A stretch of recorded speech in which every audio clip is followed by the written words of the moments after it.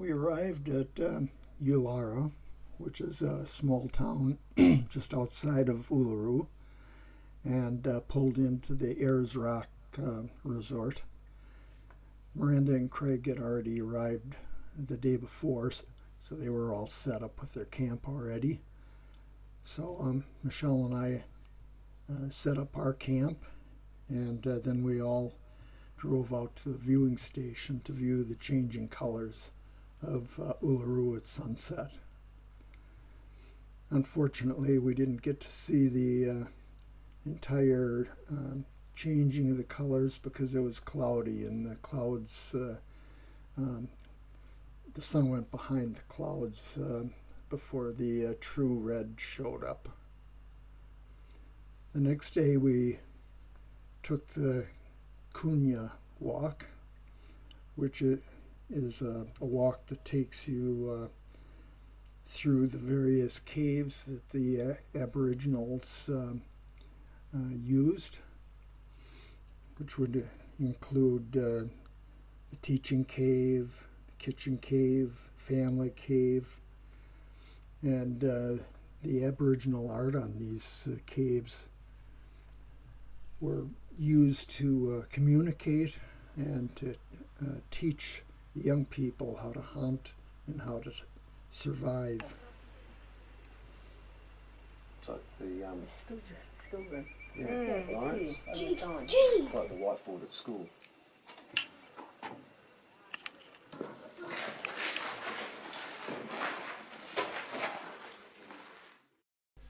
The last stop was the Muda Jula waterhole.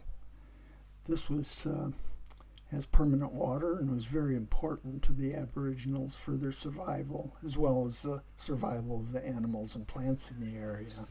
It's crazy after how hot it's been that there still is a considerable amount of water in there.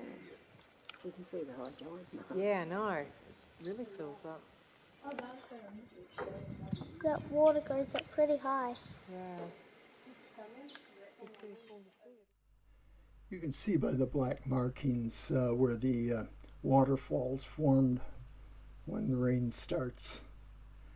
That's the tourist track that took people up to the top of Uluru. That's no longer allowed, but Brian and I back in 1989 made the walk up, as you can see, and it was very fantastic. David put on a nice barbecue for us while we were there. It was very enjoyable. And the locals looked on with curiosity. And the day was finished off with a beautiful sunset.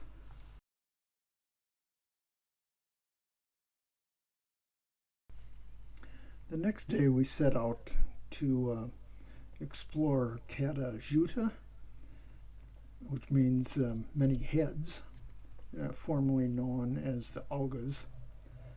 Some of us elected to take the shorter Walpa walk, which was about 2.5 k's, which took you between those two huge domes there that you see.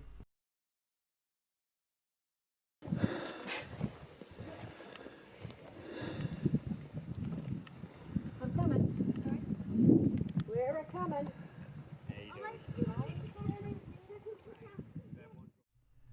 Craig and the kids elected to do the longer circuit walk, which was about 5.5 k's with a lookout somewhere along the way there. Some of us were beginning to wear out there. It was amazing all the plants that grew in the apparently barren soil, but during rains, nutrients are washed down from the domes, and that's enough to keep the plant life going.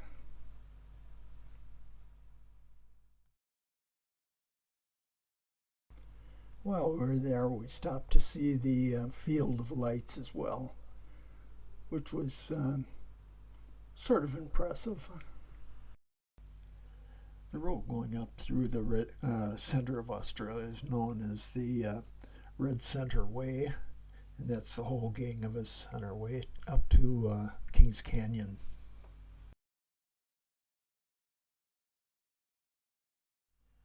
This is the road taking us to Kings Canyon here.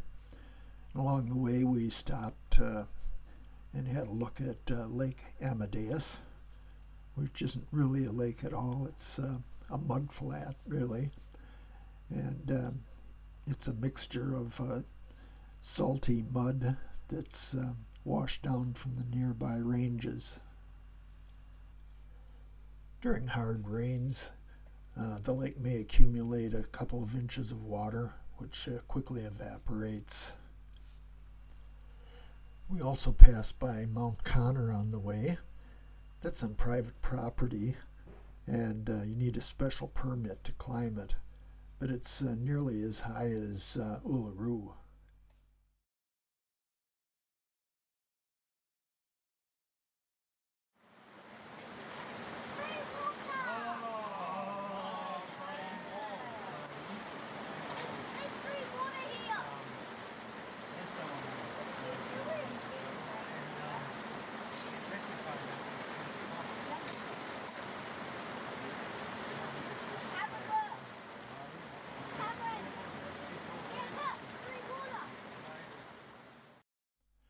The next day the rain had stopped and we were able to climb Kings Canyon.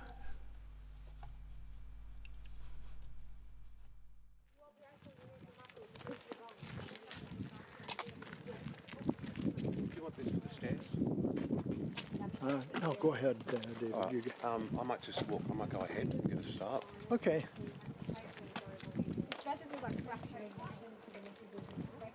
Lawrence, you stay here, okay?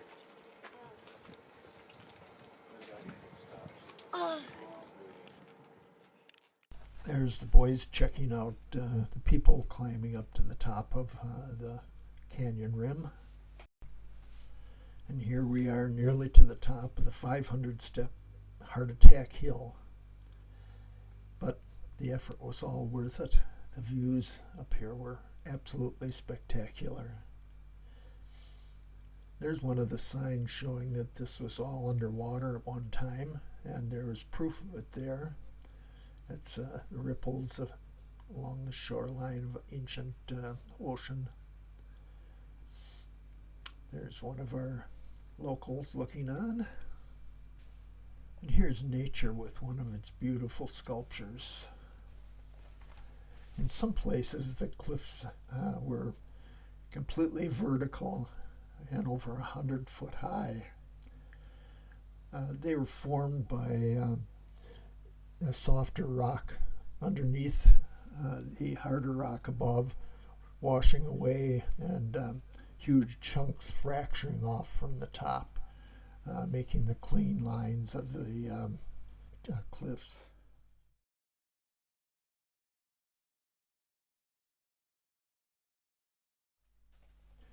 There's dome-like structures in various places around the canyon which resemble the bungles. That sign explains how the erosion takes place around fractures in the rock, leaving the dome-like shape.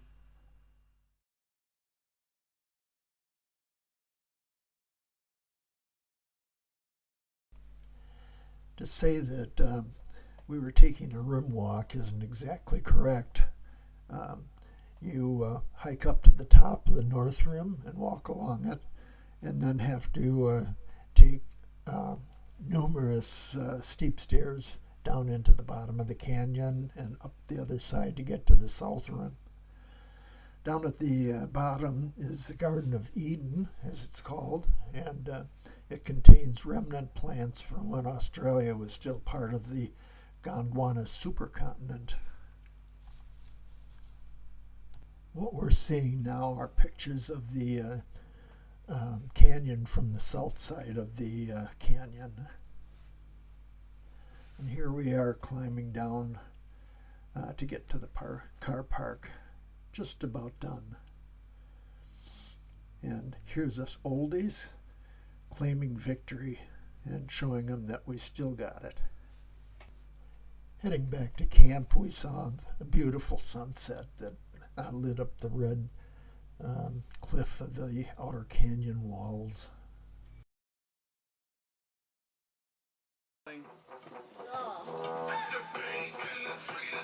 And we have no neighbours. I know, it's great. It's great. How good's that? The next day we did a short canyon walk, which took us to a lookout, which gave us a view of the canyon from a different perspective. And that night we went to the light towers display. This was one of the first nights that they had it set up. It's just a collection of bottles with fiber optic cables inside, which light up the bottles in different colors.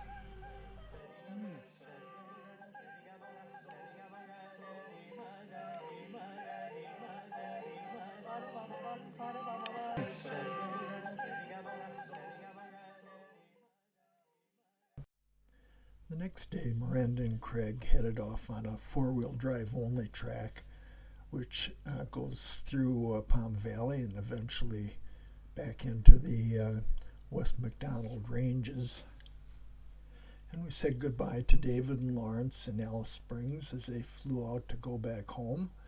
And Michelle and I headed back out to the West McDonald Ranges to meet up with Miranda and Craig again.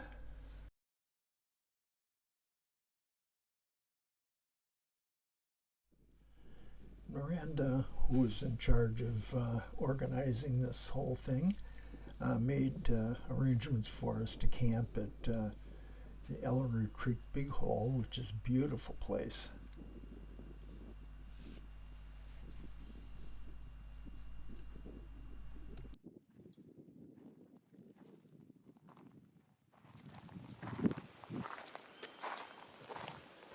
Not bad, eh? Oh, it's pretty. Yeah, it's beautiful.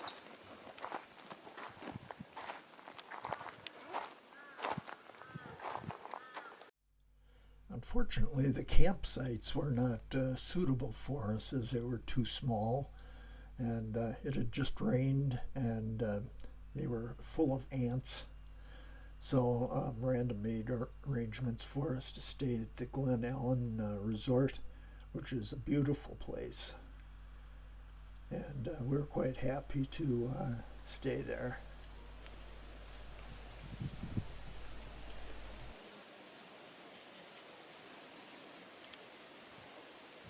I don't know.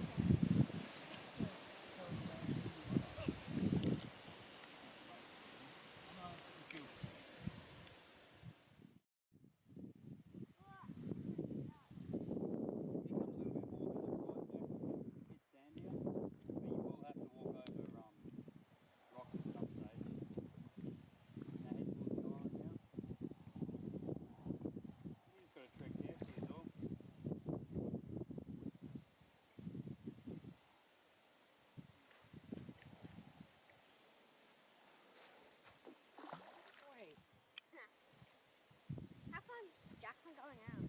Over to that island.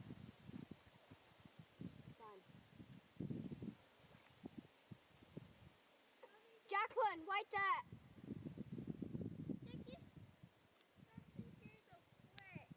I'm trying to. Oh, fishy. Give us a smile, Jacqueline. The next day, Miranda, Craig, Jacqueline, and Cam swam through to the other side of the bluffs, and got some amazing pictures. And Craig also got some amazing pictures with his drone of the bluffs, which were absolutely beautiful. Some of the trails on the resort had really good views of the Flinders too. Early morning was the best time to view the colors of the bluffs and the vegetation. We used the resort as a base for exploring.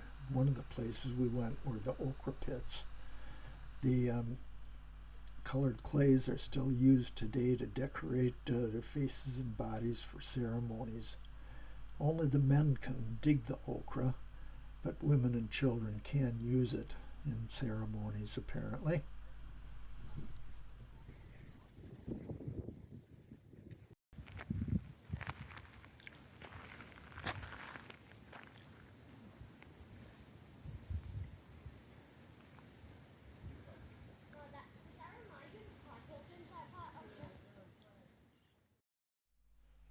The Ormiston Gorge was probably the most beautiful of the gorges that we explored, with the high bluffs and the shady trees. It was a beautiful place to go swimming or to have picnics.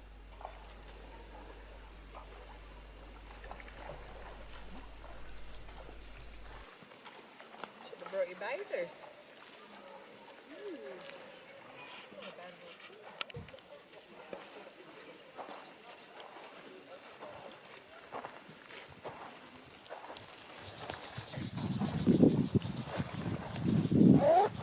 I wonder how deep it is. I don't know.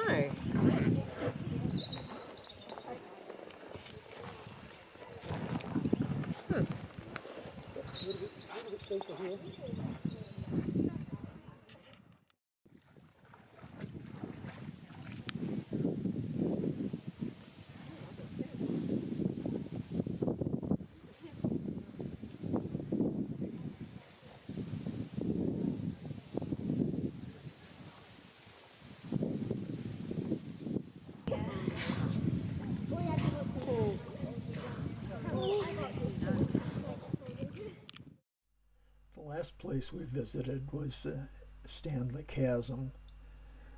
This is the closest one to Alice Springs. It's the most iconic one, so you have to visit it. It's also the most commercialized. I think we had to pay to get into this one, but it really was a beautiful place. And as I said, it's the iconic picture of the McDonald Ranges, so you can't miss it.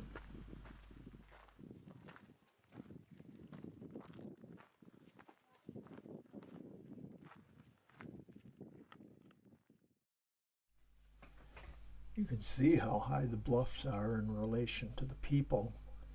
And if you notice, the sun is shining on the left cliff now, but shortly it'll be directly overhead and won't be shining on anything. There it is. And then within 15 minutes it was shining on the other side of the cliff, just with the movement of the sun.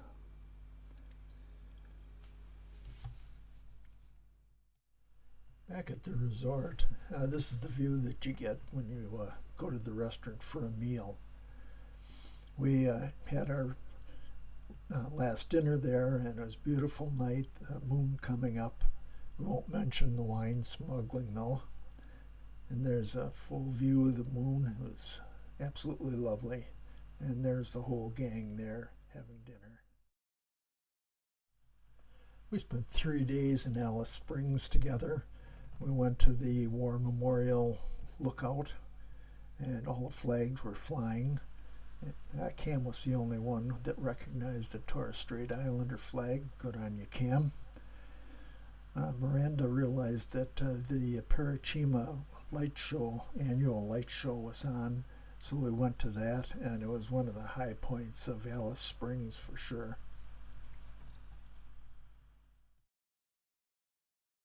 That blow the cold dew of the night to the sun rising and setting. It reminds us that now is the time for the next season. The town is mapped, and the old stories are now told through the art. Our paintings hold the knowledge.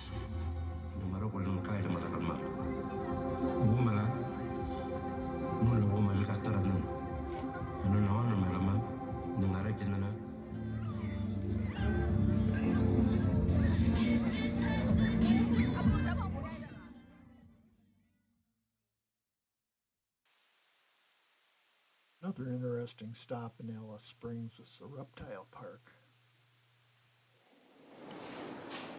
because he's going to knock it off anyway. Oh my god.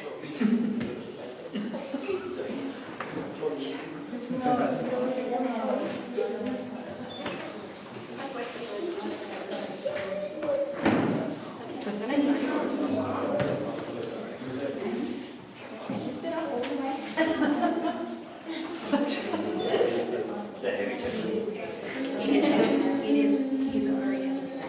Okay, he weighs about 18 kilos. Are you okay? Is it too heavy? No? Okay. No. He goes around to like 4 times. Oh my gosh, yeah. Yeah. Go. Don't squeeze, but just nice, flat and strong hand. And you just relax it. Yeah. Use 2 hands if you need to. Yeah. Just hold it nice and high. But you can't come back to me. Oh. He's heavy, isn't he? I'm watching it. Beautiful. It's so good. Alright, so just be nice and strong because he's going to squeeze onto your... And he's quite heavy. Alright, strong legs. On your feet, don't move.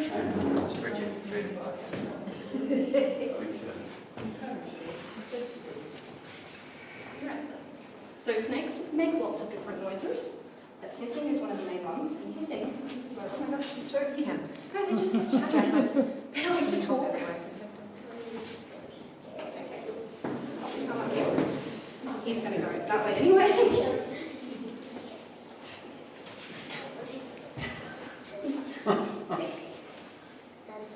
Yeah, sure, we've got that small snake. Cam. Just, okay, stand up nice and tall, and just relax. Cam. Get hard to relax when he's like the photos. Yeah. Then there was Terry the crocodile. Every time a dog gets taken by a crocodile on top of Northern Territory, they put it on the front page of the paper and they say that the dog's the hero because they say the dog got between the crocodile and the human. No, it did not. The crocodile went for the dog because the dog is food. If the crocodile went for the human is dead.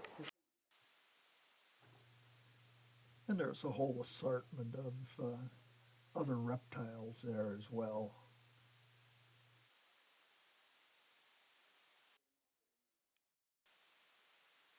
The last stop in Alice Springs was the telegraph station, which was one of 12 that ran along the 3,000-kilometer north-south telegraph line.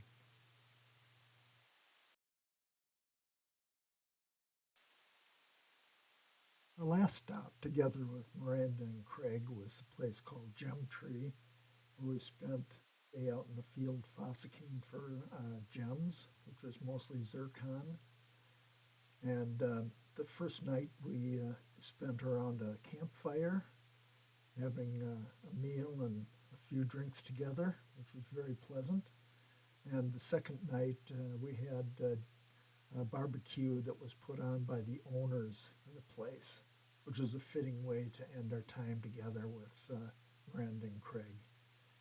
The next day, Miranda and Craig turned out and headed east to continue their 4-month trip around northern Australia. And Michelle and I turned to the west to head back home. So you can follow Michelle and my time heading back home on the next adventure. And you can tune in on Roman with the Robo to keep up with Miranda and Craig as they made their way around northern Australia.